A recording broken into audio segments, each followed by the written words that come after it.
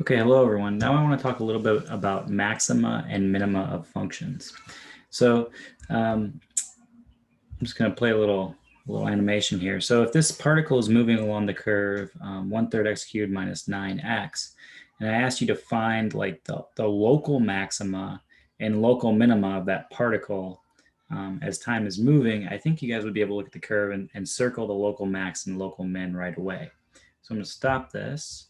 And hopefully if I ask you to circle the local max and min, you know intuitively what that means. You know, this would be a local maximum because the particle is moving along and it reaches this kind of maximum height here and goes back down. It's local because there could be higher points over here to the right, but if you were just to zoom in on that point there, there'd be a max there.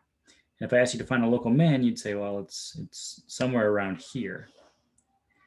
And then the follow-up question would be, well, how do you find the actual coordinates of those local maxes and mins? And that's what we'll cover in just a second. Okay, so I'm going to stop my annotation. Stop that. And then, okay, so that's the idea of a local max and min. It'd be a global max or a global min would just be a max that's bigger than all the other values for the function anywhere in this domain. And a global min would be a value that's smaller than all the other ones. And now what I want to ask you is, what is the slope at those 2 points that I circled? You know, right here and right there.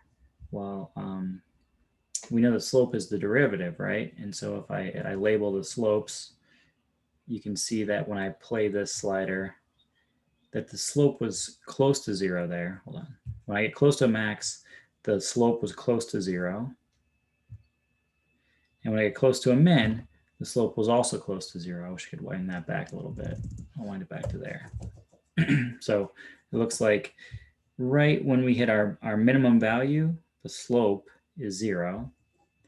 And when I hit our maximum value, the slope was also 0. I guess if I were to plot the derivative, you would see that right away, that when we hit our maximum, the slope was 0. When we hit our minimum, the slope was also 0. And I guess that kind of makes sense, right? Like here we have a positive slope, and then we hit a max, and then we transition to a negative slope. So it makes sense that the slope or the derivative would be negative between this value and that value. And then we go from a negative slope to a positive slope when we pass through a local min.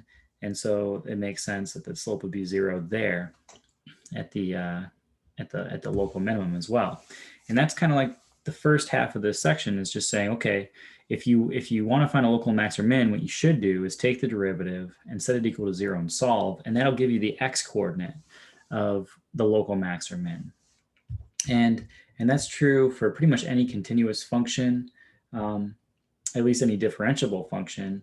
And the other question is, like, what if you have a function that looks like this, where you don't have, you're not necessarily differentiable everywhere, right? This is just the absolute value of x minus 1. Like, I can still plot the derivative because it's differentiable almost everywhere.